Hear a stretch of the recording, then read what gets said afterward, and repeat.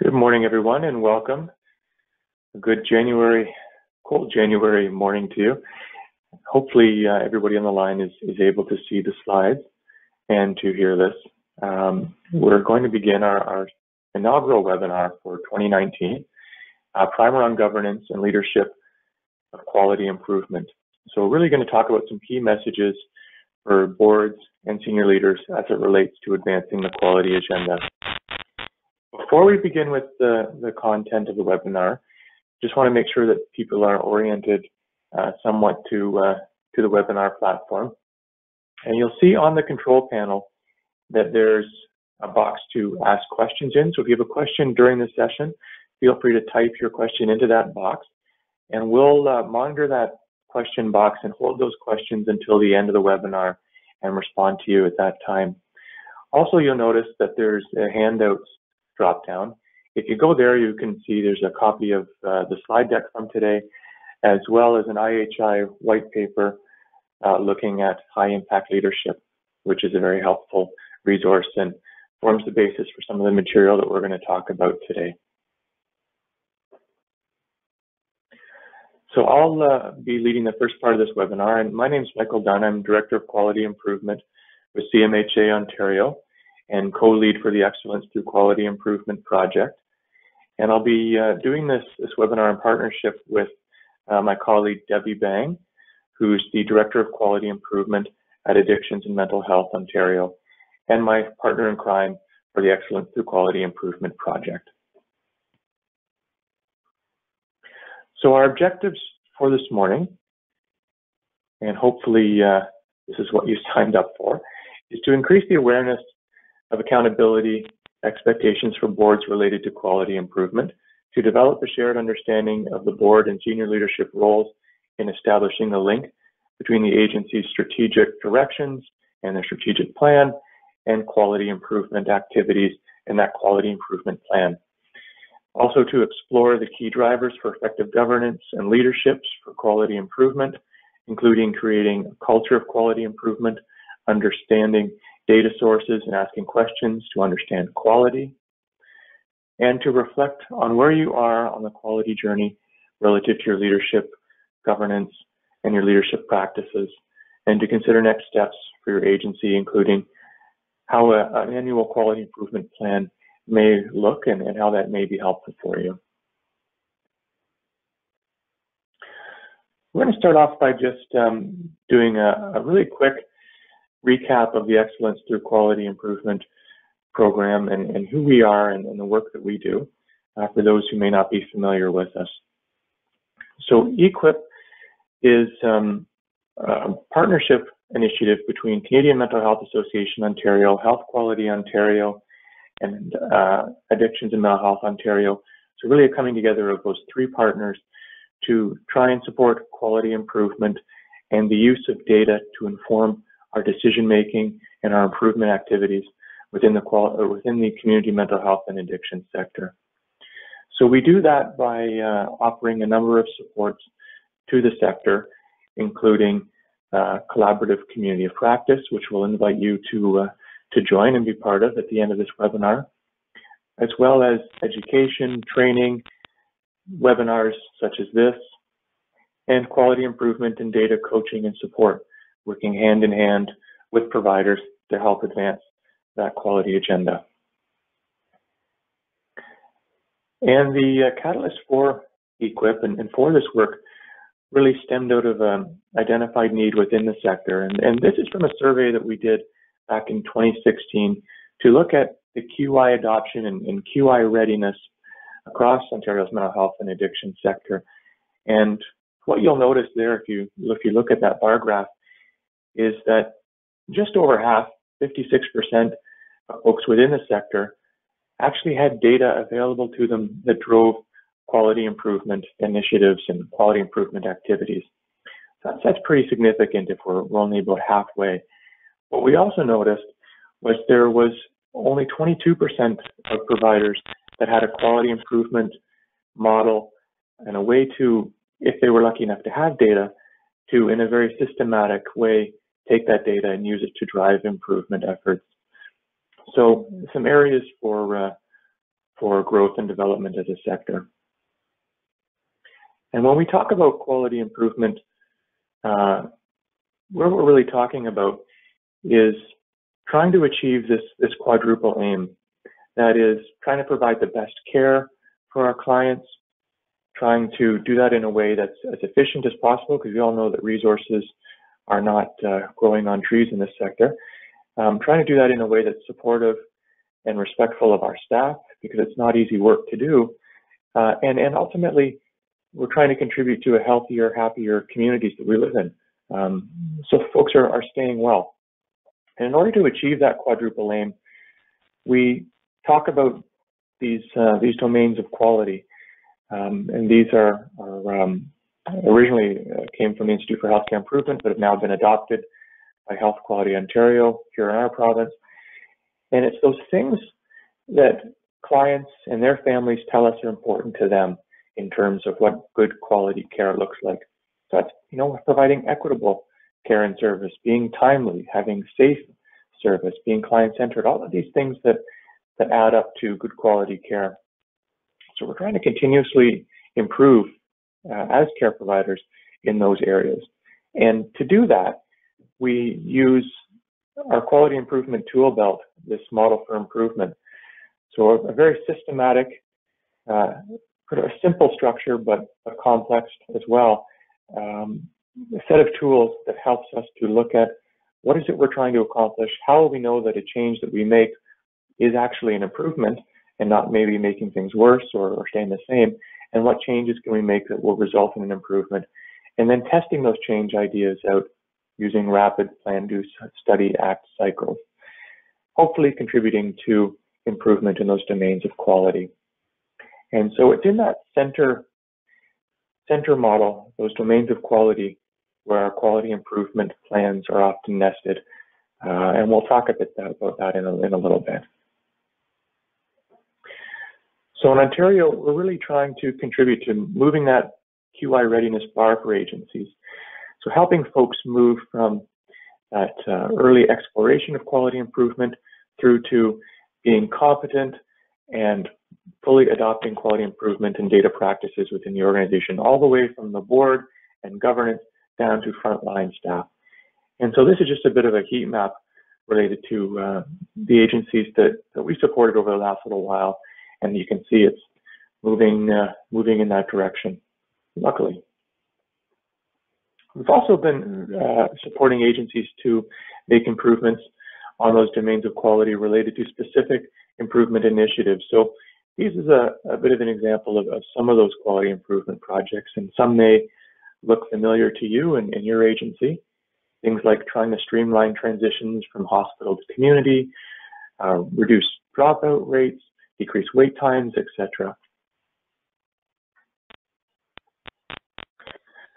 So before we launch into talking about the first part of this webinar related to governance and leadership, if you have a moment and you could let us know in the chat box where you're located, what agency maybe you're representing, and how many folks are joining you to watch this webinar, so we can get an accurate picture of who's here, and maybe if you've been part of E-QIP before, or your agency is new to this, but also how many folks are watching the webinar today. All right, so as I'm sure everybody's familiar with in Ontario, there has been a significant increase in the expectations and scrutiny of boards, particularly as it relates to the quality agenda. And we're all familiar, I'm sure, with things like accreditation, maybe increased expectations or requirements from our funders. New evidence and research is continuously coming out. You may also be familiar with the Excellent Care for All Act, or ECFA, and some of the requirements or suggestions that are laid out in that relating to quality improvement structures and the board's role in quality. But really, given the change of pace and ever increasing, I think, change of pace, boards like management teams are constantly having to adapt and adopt new practices to stay ahead of the curve. And we're hoping that as we go along today and we participate today, be able to think about what your board might look like tomorrow, given that these requirements are maybe happening or on the horizon for you. But what do you see for your board in the future? So when we talk about a quality improvement plan, sometimes that can get thought of as being an isolated document, something that's posted online that speaks to perhaps some indicators that we've established are important to us as an agency. But it's important that quality improvement plan be connected very closely to the agency's strategic plan and be informed, so that those indicators and those things that we identify as being important for improving quality actually stem from and relate back to our strategic plan and those directions that we're trying to move forward as an agency. And that should further cascade down into to various scorecards. So your organization may have an organizational scorecard, things that the senior leadership is responsible for achieving, and many of those may be more operational in nature and tied directly to that strategic plan. But there may be some, and there often is some, that are very much quality focused in nature. So maybe it's around increasing access or increasing the effectiveness of certain programs.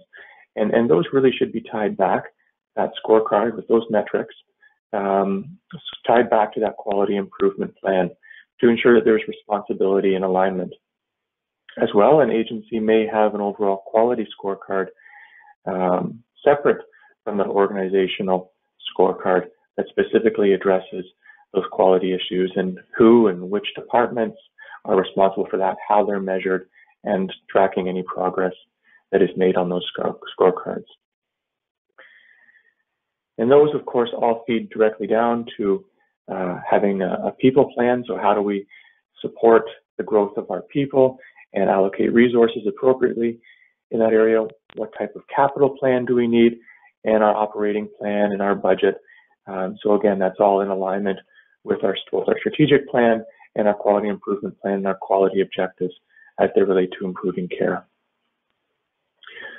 So what is a quality improvement plan? We've started talking about it, so it might be helpful to go back to what exactly that is. It's a commitment that a healthcare organization makes to its clients or patients, its staff, volunteers, the community at large, as well as its funders, and to the whole Ontario public, really, to improve quality through focused targets and actions that will help achieve those targets. It's a way to focus organizations and sectors and the system as a whole on some key priorities. So very often in a quality improvement plan, there will be some indicators that represent system level priorities. So we may say, as a whole mental health and addiction sector, we all want to reduce the wait time for services. That's a sector-wide priority for us. And we may have an indicator on our quality improvement plan that directly speaks to measuring that access to service and that we use to track improvements in that area. So we can really harmonize some of that dialogue and that peer-to-peer sharing and benchmarking. Similarly, though, we should also mention that every organization may have some of those provincial indicators and those provincial priorities, but you're going to have priorities and relative indicators that are specifically focused to you and your agency, things that, in your community, in your programs, you've identified. Maybe it's through client engagement surveys or client complaints or accidents that have happened, but specific priorities that mean something to you and your agency and your community related to quality and will be encapsulated there as well. So both a provincial focus with indicators, but also very much local. And it's also a means of helping to entrench quality improvement culture as a system-wide effort. So really, no matter where we go in the province, there's a commitment from providers that quality improvement and creating a culture of quality is a priority for us, and you can access that publicly online and view quality improvement plans. So I'm not sure if you've ever been in this situation. I certainly have, but it's usually not too galvanizing to come into a boardroom or address staff uh, or senior leadership with sort of the vision of I have some key performance indicators for you. Doesn't really get people super excited and wanting to start making improvements. Yet we seem to do it all the time. Versus the sort of I have a dream, suggesting that's probably a little battle for getting people excited and wanting to improve. And the quality improvement plan really should be that I have a dream. It should be an aspirational document with indicators and actions addressed on there that are really where we want to go in future, and how do we see ourselves improving in a way that's exciting and beneficial for our staff and our clients that we serve, rather than just having some performance indicators, but really trying to be aspirational, look to the future, and how can we make our care for our clients and families even better. So we'll talk briefly about the board roles, knowledge, and skills as it relates to quality improvement, and specifically that quality improvement plan. So this rather jumbly chart may look a little scary at first, but it's actually, I would suggest, probably one of the most important things on this webinar today, and one that I hope you'll take back with you to your home organization. So this really outlines the roles and responsibilities of both the board and senior leadership as it relates to developing that quality improvement plan, that vision for where we want to go in improving our quality, and how are we going to get there, and how are we going to measure it. So firstly, we can start on the left with the board, and it's really the board's responsibility in partnership with senior leadership to agree on the issues and the areas for quality to really move that agenda forward. So what are the big priorities as a board, and how does that relate to your strategic plan that you'd really like to see prioritized in the future in that quality improvement plan? It's then up to the senior leadership to take those priorities and those issues that the board identifies as priority, and take those and develop SMART aims to reflect those areas. So developing some concrete, meaningful, measurable objectives, some aim statements that reflect those priorities, so that a board will know when and how progress is being made relative to those priorities. And that requires some really thoughtful work to try and figure out how are we going to take those priorities and measure if we're actually improving in those areas. We then move back over to the board again, and the board's role following that is to approve the articulation of the quality priorities, and to approve both the short and the long-term goals with a focus on, what is the short term? What are we going to see? How will we know that that our outcomes are achieved? And do we have some very concrete targets on where we want to be by when in terms of achieving those outcomes? And it's up to the senior leadership to populate both the short and long-term goals for the board, to identify how we're measuring, what is the baseline data telling us relative to this area of focus, and what are those aspirational targets that we want to meet to improve quality, and also to engage the staff in developing an action plan on how we're going to take action on those priorities and achieve those outcomes. It really requires everybody to work on this together. So following the board's approval and oversight, taking a look at those goals, it then goes down to both the board and the senior leadership to continue to work on that process. So the senior leadership will assign management leads, regularly monitor progress, try and problem solve and coach so that progress is being made on those outcomes that we're trying to achieve under those priorities in our quality improvement plan. And as well that the board is able to monitor progress, and they're able to ask key questions, and are kept informed so that if things are not moving forward on those priorities that have been identified. The board's aware of it and can take action.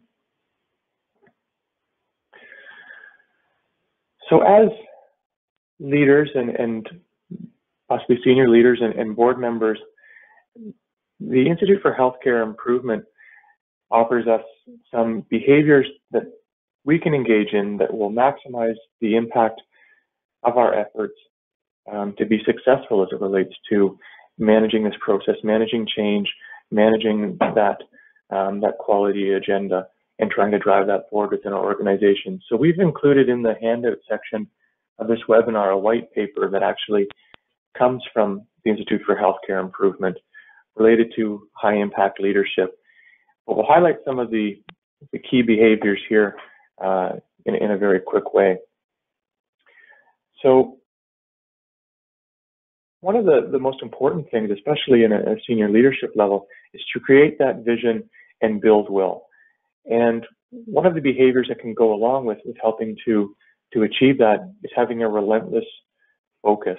So trying to not to get lost in the weeds, but have a clear aim of where do we want to go in terms of increasing the quality, and focusing on the vital few. We often see organizations that will have very lofty scorecards, lofty strategic plans with many, many things on there, but often that can lead to the watering down of those most vital few objectives that we may have and those priorities that we may have, but trying to be very focused in a thoughtful way.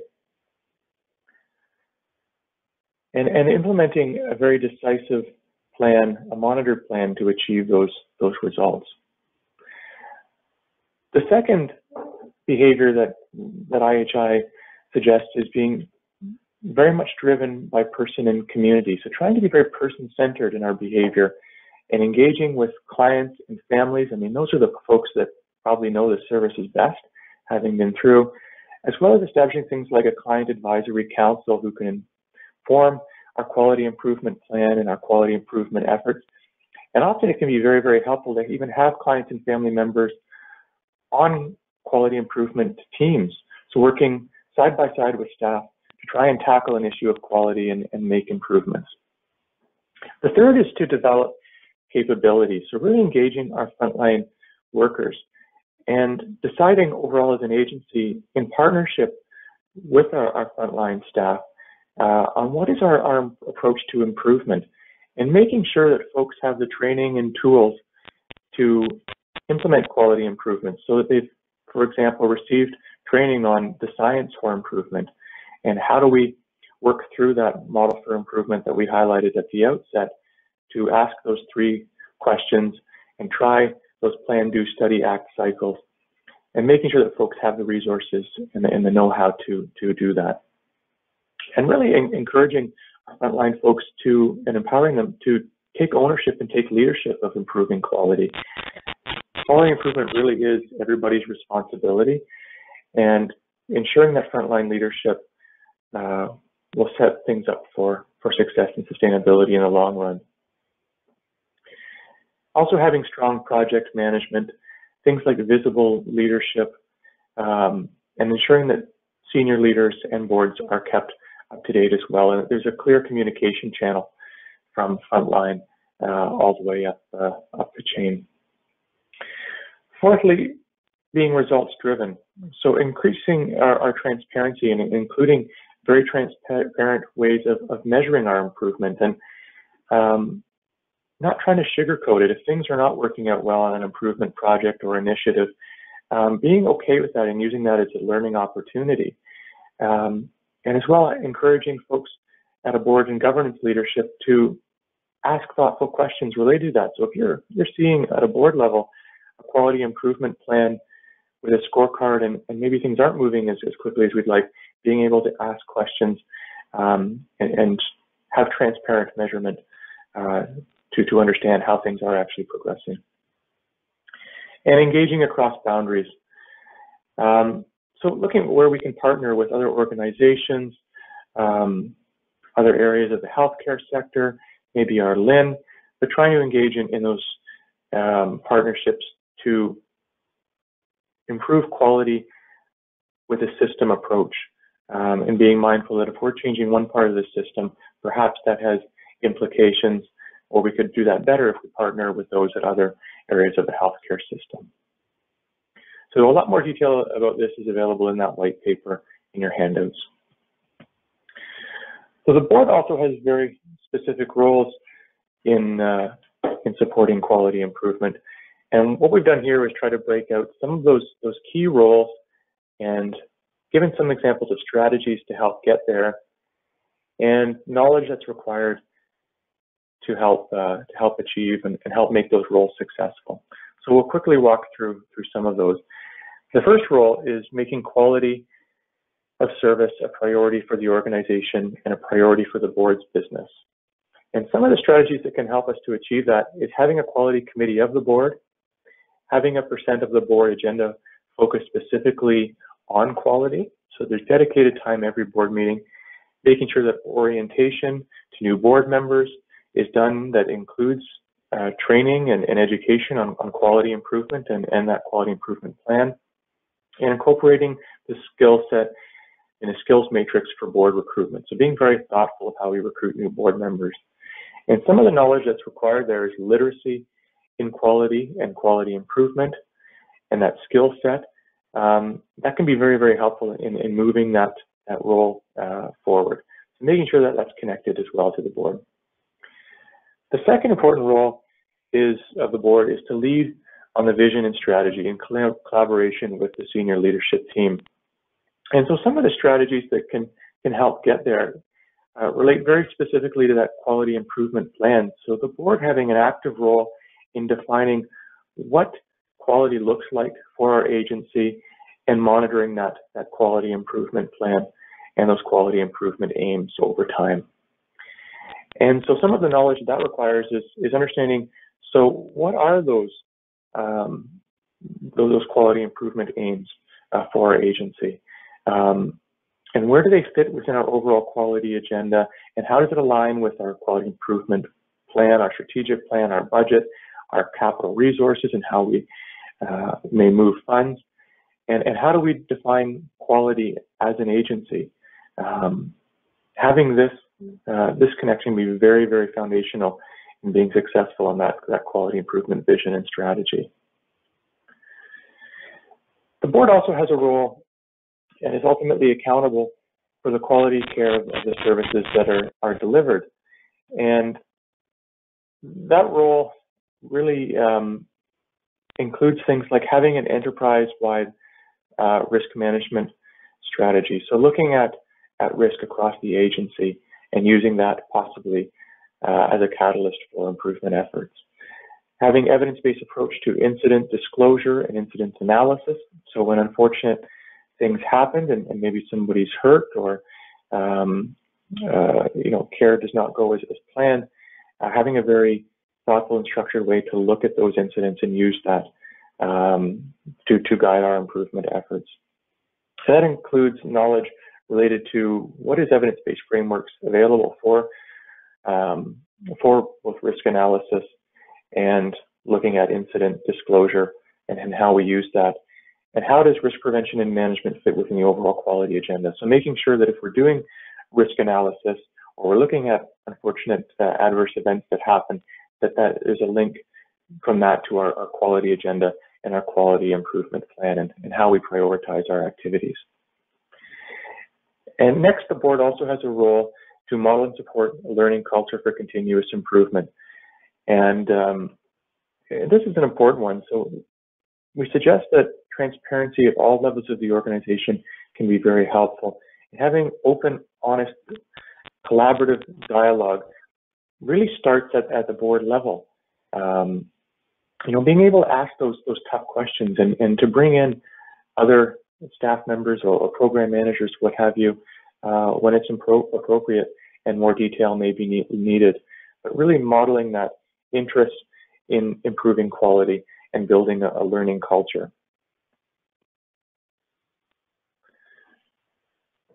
It's also the role of the board to select a finite set of measures to assist the board in overseeing progress on improvement.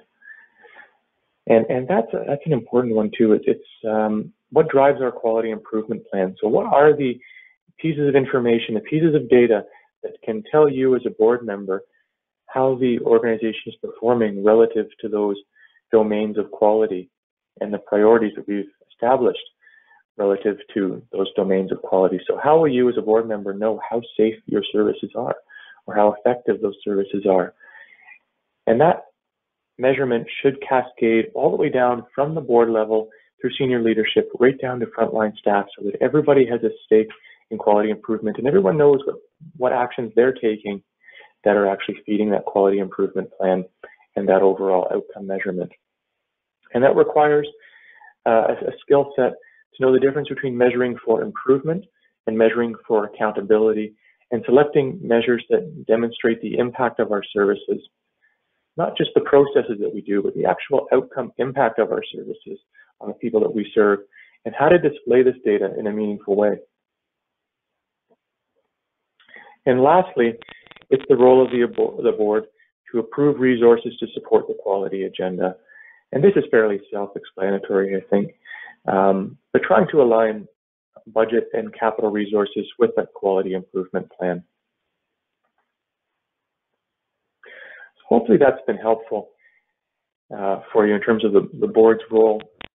That's really much of the focus here today. But again, I would encourage folks to take a look at some of the resources available through the Institute for Healthcare Improvement. And to remember that the board of directors role really is around that governance for quality, setting out those expectations, that measurement. It's then the senior leadership team that takes those priorities and promotes action and leadership based on those, using that high impact leadership matrix from IHI, trying to really work with and take those priorities and work with staff and frontline folks. And then it's the role of frontline and middle management to take that model for improvement, those 3 questions in the PDSA cycle, to try and make those incremental improvements within the programs and services that they offer.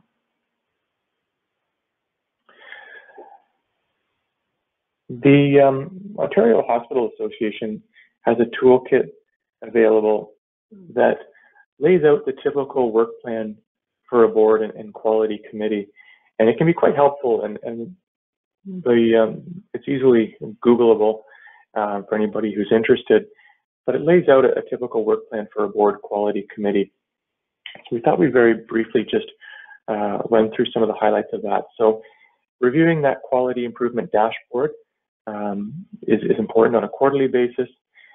Hearing client stories to ensure an understanding of the client experience on at least a quarterly basis, and that's very exciting. I mean, it's one thing to see measurement on a scorecard, but it's another to actually see the impact of quality and quality improvement on the client experience. So it's recommended that happen quarterly with that board quality committee. Having an annual refresh of that quality improvement plan, and that usually takes a couple of meetings to accomplish. Refresh of the quality priorities, and that usually happens every 2 to 3 years. Usually takes a couple of years to really see those priorities, similar to a strategic plan, but really see those quality priorities actually move forward to where we'd like them to be. Also, critical incident reviews happened at least every 6 months. Enterprise risk management. We talked about the importance of identifying those risks within our agency, and usually at least once a year, a board quality committee is advised to review that. Having periodic in-depth understanding of progress on initiatives linked to quality improvement priorities, so every 6 months or so.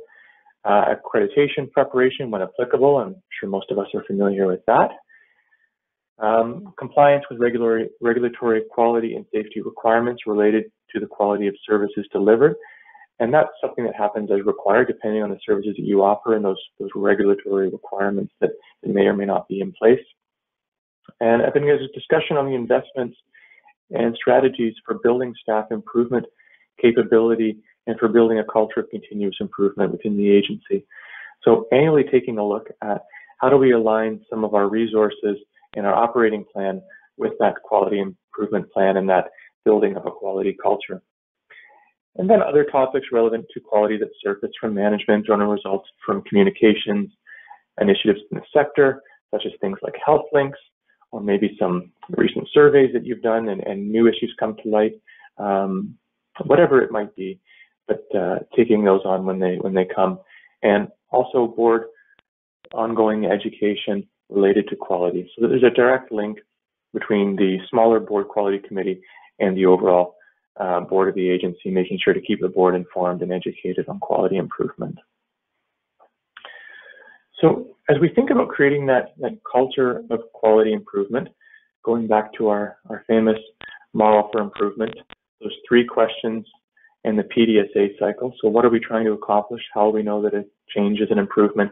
And what changes that we can make that will result in an improvement? I want to take a very quick look at trying to shift our mental model, shift our thinking from one that's been very grounded in I think, quality assurance and meeting those funding requirements or requirements set out in our MSAW agreements or what have you, moving from that alone to one of quality improvement. And there's a distinction in the mental models here that that can help highlight this. So when we think about often agencies and individuals, we get focused very much on that quality assurance, trying to make sure that we're meeting that minimum standard or minimum requirement. And it's very much grounded in a culture of compliance, supported through minimum standards or embedded in policies that we may have as an organization.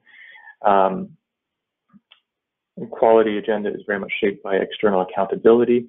So as an agency, we may have priorities that are set out for us in terms of quality, and that sets the way, and leadership that operates through telling where those priorities are going to be and what actions are to be taken.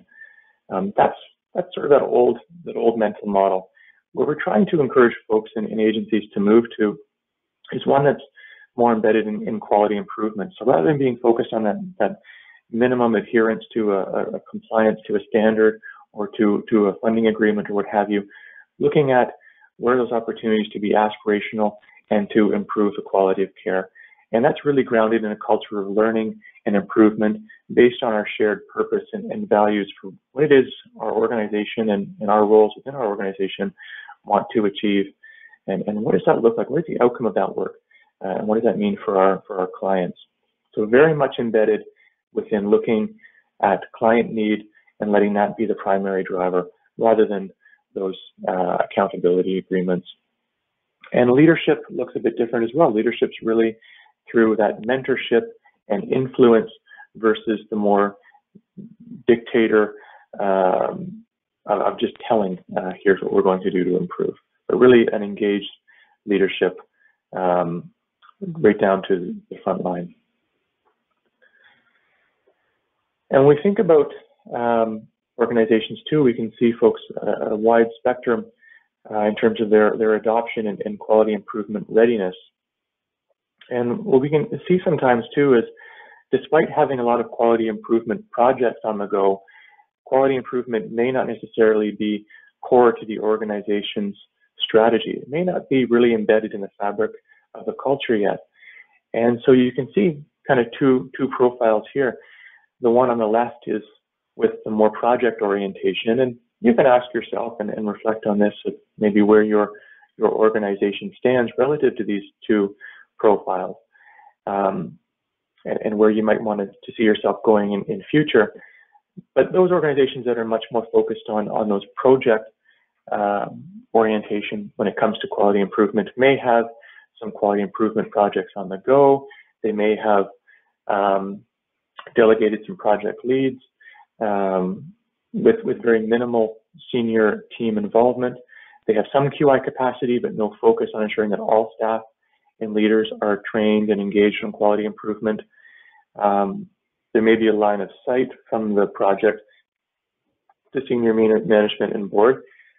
The board may be focused on finance and senior leadership spending, and that may be where they focus most of their efforts. And it may or may not be achieving results. They may not even know if we're achieving those outcomes in terms of improving quality.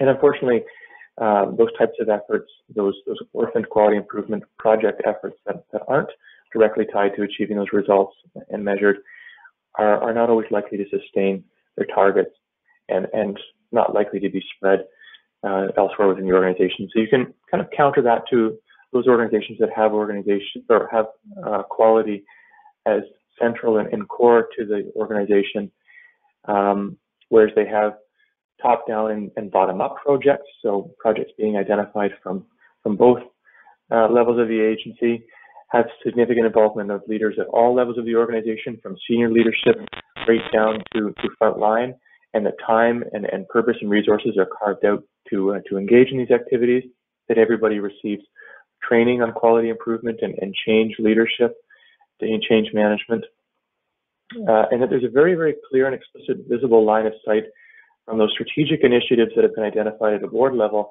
right down to those quality improvement actions and projects that are happening on a frontline level. And the board is very focused not only on that finance and senior leadership piece, but also focused very much on that quality and outcome piece. And that quality drives results. Those initiatives that are happening are actually driving forward those outcome results that we're monitoring, and that we expend effort to try and sustain those results once we have achieved them, and to spread them and scale them up when and where possible and appropriate. So we're about at the halfway juncture, and I'm going to hand it over now to my partner Debbie Bang, to take us through supporting that culture of quality. Good morning, everyone. So I'm going to carry on from here. So this piece that I'm going to speak about is around the culture of a quality environment is really about how we ensure that all of our colleagues that we work with are feeling an involvement and an ability to be involved in quality projects and having a quality culture that they're working in. So some of the key pieces are that we hear directly from our clients and the experiences of our clients, and Mike spoke about different ways that we might be able to do that, that the clarity of our focus or what it is we're working on fits very well with our strategic direction, and that we maintain an openness and a willingness to hear from all participants in our program, including clients, including frontline workers. And we take the time to think about how best can we can make a difference here, and getting views from everyone who would be involved, so that the goal is to make things better, but also that people feel like they have a role in improving the experiences of clients and the experiences of the staff. So the next one, Mike. So the organizational culture, some of the key pieces to that that we need to be able to ask ourselves from a board and a senior leaders level in order for this to work really well is, do staff feel safe to admit that they've made a mistake? And ultimately, is a mistake realized as a system error and a learning opportunity as opposed to a personal thing that somebody has done? And is there an opportunity to do we keep secrets, or do we provide information for all of us to understand? And one of the things we talk about when we're doing training with quality improvement is we need to first think about the problem. If we don't have any problems, of course, we have nothing to work on. And those of us who think that we don't have any problems perhaps are not living in a world that's based in realities, because there are things that come up. There are areas that we can improve every day. And ideally, we want our staff and our clients to feel confident to be able to tell us that something wasn't working well. The one-offs are probably not that important, but when we start to hear themes about the same sort of thing coming up, it's time for us to take a look and see how we can improve that. And next one, Mike.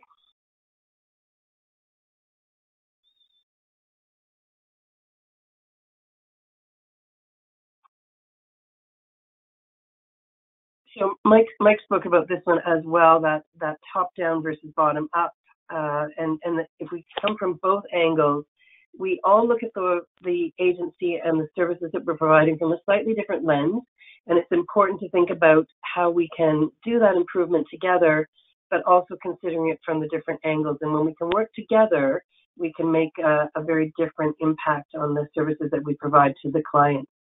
The other part that's really important is that we're measuring those pieces and that we are wanting to sustain those results. And those results are often not unique to us. So though we always don't want to share our secrets more broadly or what it is we've done well, when we've done something really well that makes a difference for our clients, like wait times, like client experiences, like access to services or transitions between services, there are others who would benefit from knowing that. And so we would always encourage that board and senior leaders and teams be able to talk about those accomplishments, share those at conferences, share those on community practices, which we have as well, and other areas where you can, networking groups, where you can talk about those improvements. The goal is that we are using our precious healthcare resources in the most efficient way. And if we can share our learnings, someone else may be able to gain from that as well. And ultimately, the client is the person who gains overall. So again, that commitment to quality from all levels, bottom up, an ability to talk about that and to invite ideas and hear effectively from all parts of our organization. Next one, Mike.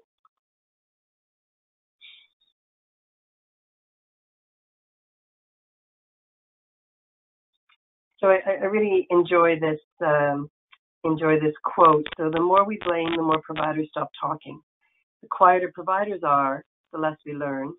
The less we learn, the less we improve. And the less we improve, the more at risk our clients are. And that's not an intention of any of us who are monitoring and working towards excellence in our agencies. So if we're going to go on to data in terms of quality improvement, and it's a very vital piece of the model for improvement, because without data, we don't know whether or not we've made any differences. So the next one, Mike. So there's a variety of different ways that we get information that helps us to understand how it is we're doing. Scorecards are often something that boards and senior management and program managers might be looking at. Frontlines, for what's really helpful for the frontline, are what's on the bottom right-hand corner, which are ways of talking about the activities that we're involved in. So if we're working on a quality improvement project and we've got our problem statement and an aim that we're working towards, we might have some comments from clients.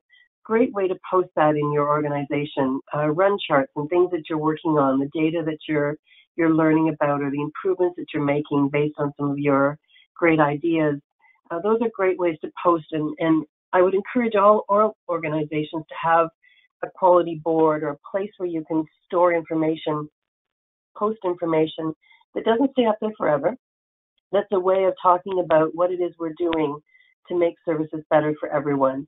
And, there's a variety of different things that can be up there. There can be suggestions. There can be how things are going with those suggestions. It can be an actual project that you're working on or run charts that you're working on.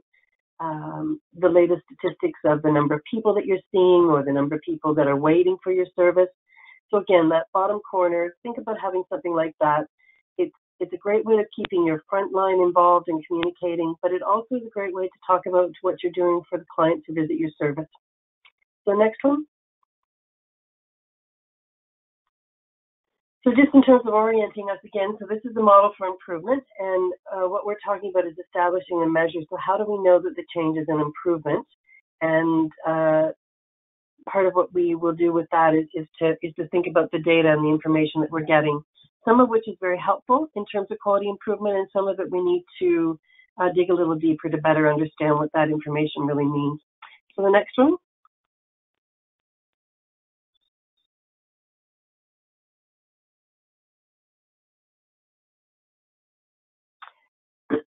So I'm going to get for the whole thing up there. Thank you. So one of the things we do with agencies when we're working with them around quality improvement and boards is to begin to think about what is the problem that we're wanting to work on.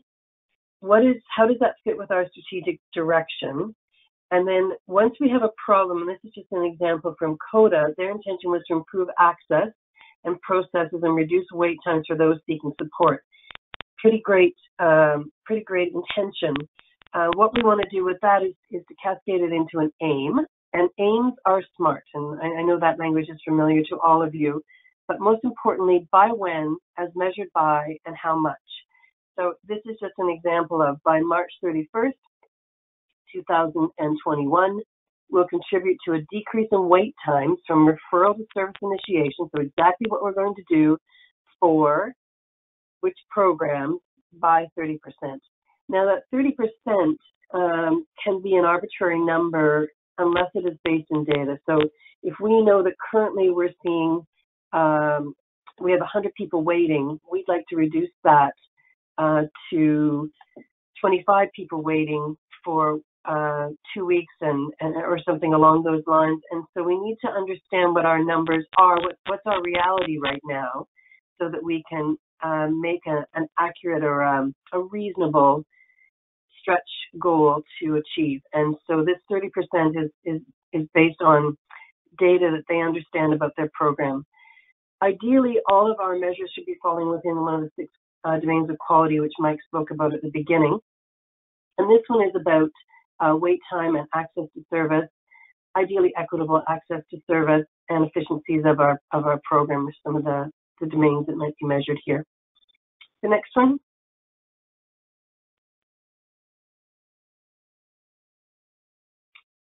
So one of the things that's often confusing, I know certainly when I was beginning the work and talking with other people, is that difference between performance measure and quality measure. And we just want to spend just a couple of minutes about thinking about the difference between these two. So on the performance measurement side, it really is feedback on strategic activities which are sort of guiding our planning efforts. And it's support that it's decisions and controls and processes in the organization. It's often accountable. We're accountable to some standards or some metrics that we're supplying to our funders, and there's often incentive based. So if we don't achieve those, we have to explain why we didn't do that, and it's usually related to some sort of contractual expectations or some funding requirements that we have. So these are measures of our performance, and they're related to expectations that have been set down or in place. An example of that is for hospital readmissions for people with mental health issues. LIN might set a performance target for all hospitals reflecting the current performance in their LIN. So they'd like to improve that, and if you don't achieve those results, you're needing to explain those. Sometimes they talk about those being within the corridor or how you compare to one another. On the quality measure side, it really is that quantitative understanding of the process or an intervention, and it really is about improving how we're doing that activity, which might be a wait time or might be a transition. It means that we're involving all of those people who are involved in that process in that focused effort or that focused project.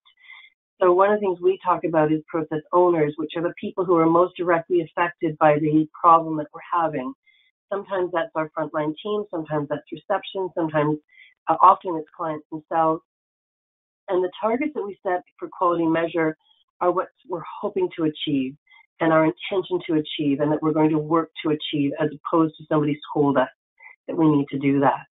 So an example for a quality measure, for the same indicator, is that hospital may explore partnering with primary care to improve discharge communication, or using emergency department navigator to connect these people to community mental health and addiction services. They may set a target of the 90th percentile compared to peer hospitals. So again, they may be comparing themselves to others, but it's an aspiration. It's something they're wanting to do, as opposed to something they're being told they need to do, and they need to explain if they haven't achieved those results. So hopefully that made some clarity, and happy to answer some more questions about that at the end if that's useful. Next one, Mike. So again, just some tips, things to avoid when you're deciding what to measure. So accountability measures versus measures that reflect improvement. So part of what we want to do here is we want to measure things that make a difference to our clients and make a difference to our team. So an example might be referrals for which service is initiated within 14 days, or reducing our average wait times. it's not usually that helpful to brainstorm these measures. It's best to base it on data, to understand what our clients are telling us, to understand what our staff are telling us, as opposed to thinking about what might be useful. And in all cases, we need to ensure that we've got measures, outcome measures, not just process measures, and things that we're working towards, or a target that we're working towards in terms of trying to achieve those. So just because the agency down the street is doing something interesting doesn't mean that's what needs to be done at your organization. So understand what clients are telling you, what your data is telling you, and build your quality improvement projects off of that. Next one.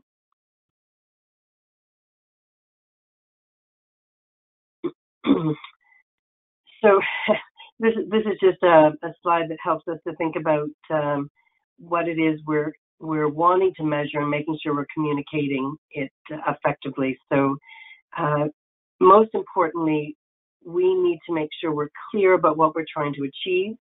And so this one speaks, just an example of 0.016 suicide attempts per 1,000 client days. I'm not sure exactly what that means. Whose client days are we talking about? Which population? Whereas 2 suicide attempts resulting in harm last month, that's really clear. We want to reduce that. We'd like that to be 0. Our aspirational goal is to make that 0. So when we're speaking about what we want to achieve, we need to be very clear what we're trying to say, and to look at it regularly, and to make sure that we, though we may have finished that project, there's a system in place to help us to make sure that we're continuing to hold that gain or sustain that gain. So next one, Mike, and carry on from there. So these are some questions that we would invite you to think about, to consider perhaps at your next board meeting. Just ways of getting started to think about what you know about the quality culture and the quality activities of your organization, and where you might start to work from there. So how's the quality of our service or our care? How do we know that? How long do clients wait? How long do clients wait for service? And what would the clients and staff tell you are the first things to improve? Have we asked them those questions? What client experience or surveys or complaints? What are we hearing about our service? And is there a trend with that? It's something we ought to look at more closely. And are clients involved in the quality of our services or improving the quality? Their voice is vital for making the difference. It is them that we're trying to improve our services for. So I would invite you to think about those questions perhaps at your next board meeting, and if you can answer them all, brilliant. If there's some you want to focus on, even better. Next one, Mike.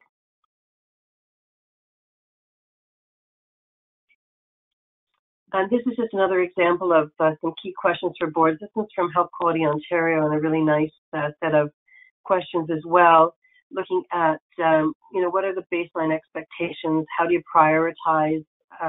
What can you learn from your peers, others in doing similar work? And then number 7, has the quality plan been developed, or are you working towards some particular goals? And do you have input from your clients and family? And it's so easy to decide what needs to be done, go ahead and do that, and when we actually haven't heard from the people who we're providing the services for.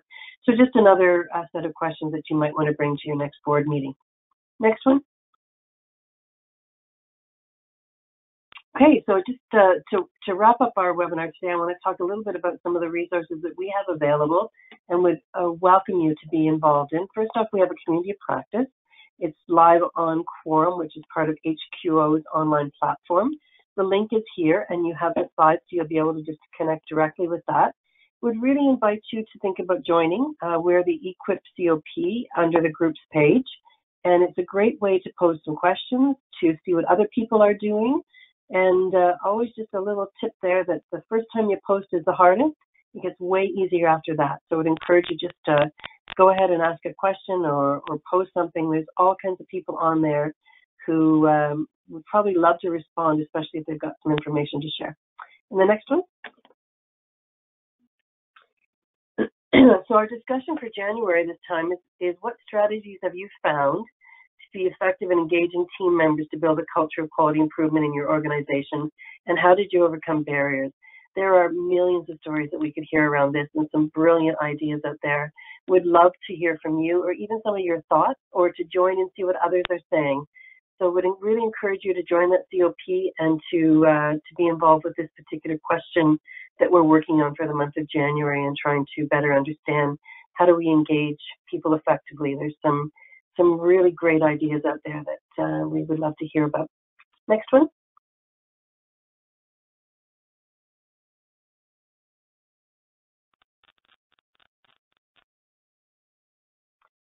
Two webinars that are coming up, and both we're very excited about. Chris Hayes is coming to speak with us about joy in work on February 5th from 11 to 12:30. The link is there to join that webinar. Outstanding work that he has done and really enhancing joy in work with professionals in doing quality improvement. This one I am especially looking forward to and hope that you could join us for that. We always record our webinars so you could listen to it later, but it's always nice to be part of the live discussion and be able to ask some questions as well. And then in March, we're having one on sustaining your gains, a discussion on challenges of sustaining quality improvement and preventing the risk of short-lived improvement. One of the greatest horrors is to do all this brilliant work and then not have it continue. Always sad when that occurs. So some great ideas that will be emerging at that future webinar as well. Next one. Another one that's coming up is Psychology of Change and How to Win Friends and Influence People When Making Change. Great title. And HQO is offering this, and there's a way for you to register for that one as well. It's coming up at the end of this month. Next slide. We have done what we refer to as our quick QI webinars. There's a series of 9 on our YouTube channel. We love saying that, on our YouTube channel.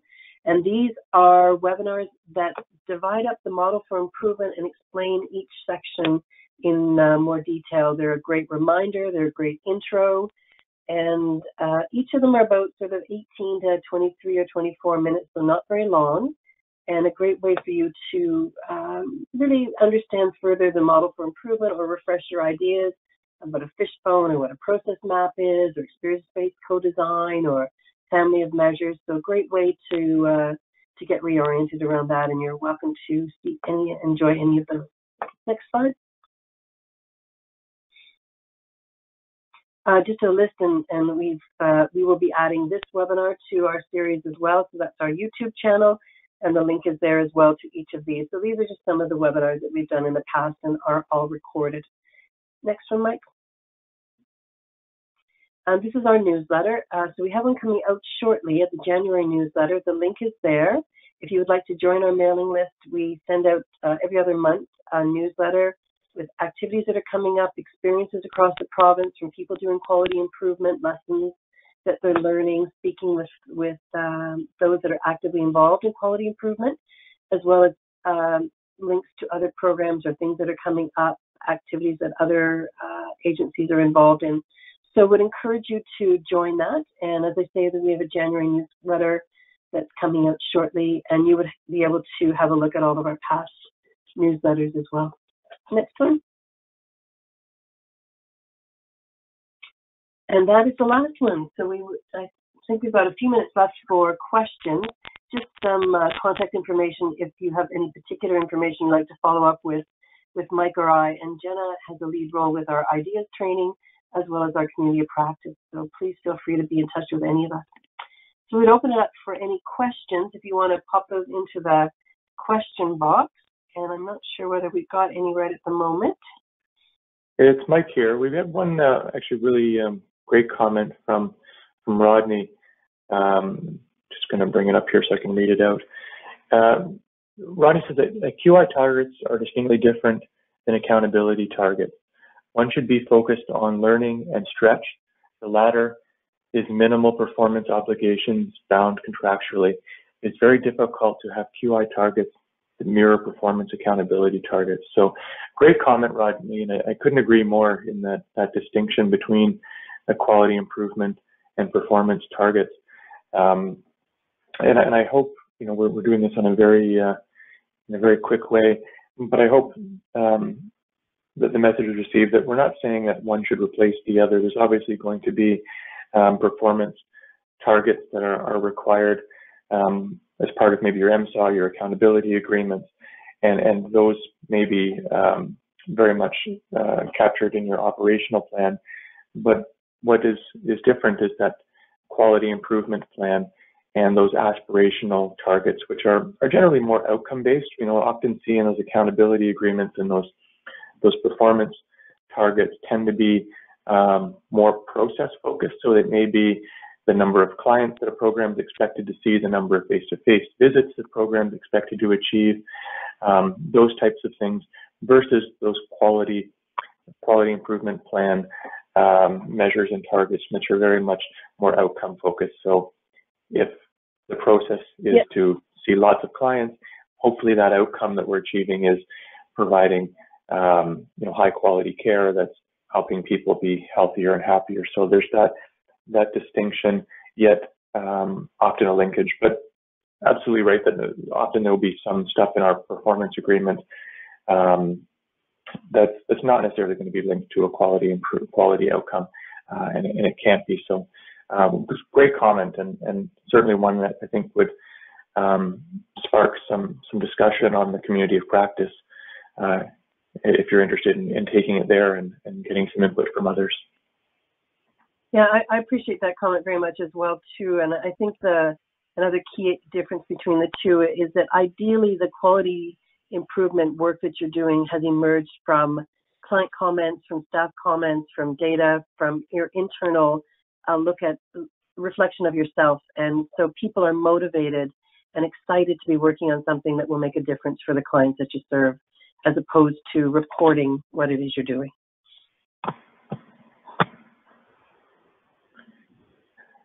We still have some time if there's any more questions that folks have. I know it's a bit like drinking from the fire hose with all this information. So you're welcome to ask questions now, or join us in the community of practice, or email any of us directly, and we'd be happy to respond. But we'll give another minute in case there are any last minute questions before we sign off.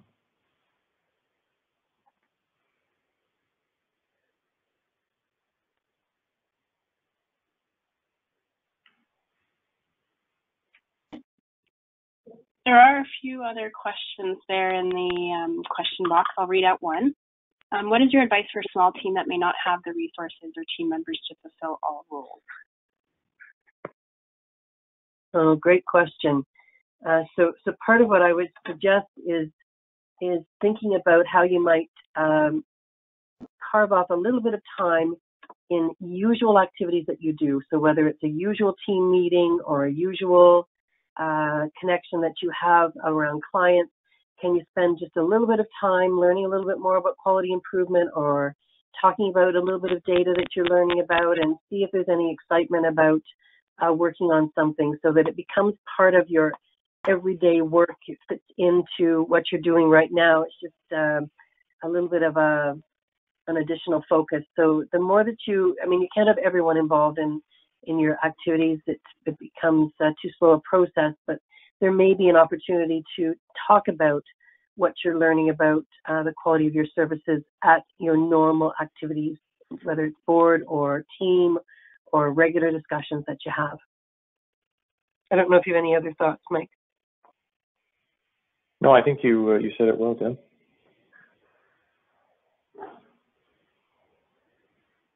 And another question I just noticed there, question and comment from Rodney.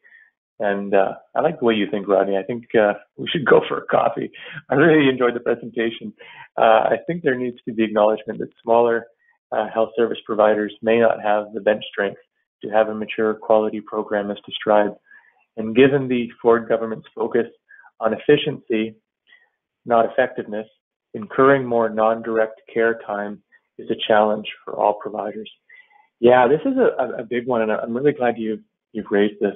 I guess it's first to acknowledge that we're kind of setting out a bit of an ideal path, perhaps, in embracing that quality improvement and starting to make that part of the focus, but recognizing that, in our early survey in 2016, it was only less than a quarter of providers who responded said they actually have dedicated resources and time to do quality improvement. And that's a big challenge in our sectors where we haven't been typically funded at least the majority had not been funded with specific dedicated quality improvement roles, decision support roles, those kinds of things that support frontline staff to do their work and to do it in a high quality way. So I think that's an area for advocacy as a health system for us, but also hopefully this will be at least a bit of a, to steal Debbie's term, a bit of a tickler for folks to start where you can, when you can, to think about maybe some of those questions that were asked. Is there something we can do within our agency to try and shift that focus a little more towards those outcomes, that quality approach? And are there resources that we can utilize, whether it's through E-QIP or elsewhere, that can help support us on that? Because I think the end goal of quality improvement, and certainly it's ours here, is to help folks work smarter, not harder, not to add to the plates of our overburdened staff and agencies already, but help to support folks to identify where are those quality issues, where are those opportunities, and how do we know maybe where we want to target our efforts to maximize our quality. And hopefully this approach can help us to do that. And one of the hopeful byproducts of taking that quality approach may be to improve that efficiency. So far, we're looking at our eyes ever set on that outcome as it relates to client service, trying to make that a more effective and more efficient service for our clients as best we can, and to constantly be aspiring for that. But absolutely agree, and I feel very strongly that more resource and attention within our sector has to be dedicated and has to be funded to support outcomes of quality. I don't know if Deb, is there anything you wanted to add to that? No, I think that you really got that. I think I guess another factor is that it is challenging to find the time, and it's trying to fit it into what we're already doing. And if we think about how we can do things better, just as our mantra or our intention when we come to any of our meetings, what did we learn from this? What can we be doing differently? It invites us to begin to put those things in place so it becomes automatic as opposed to an add-on. Mm-hmm. I was just noticing a question from Barbara about examples of scorecards. And Barbara, if you wanted to get in touch with one of us, just send us a quick email. Be happy to chat with what kind of scorecards, what agency you work with, and we can help you to access those. Yeah, absolutely. I would just add as well that Health Quality Ontario has done a lot of work, especially in the last couple of months, to revamp the format of their suggested format for quality improvement plans, which includes some of that scorecard piece. So we can be sure, as Debbie said, to link you in with all of that helpful stuff.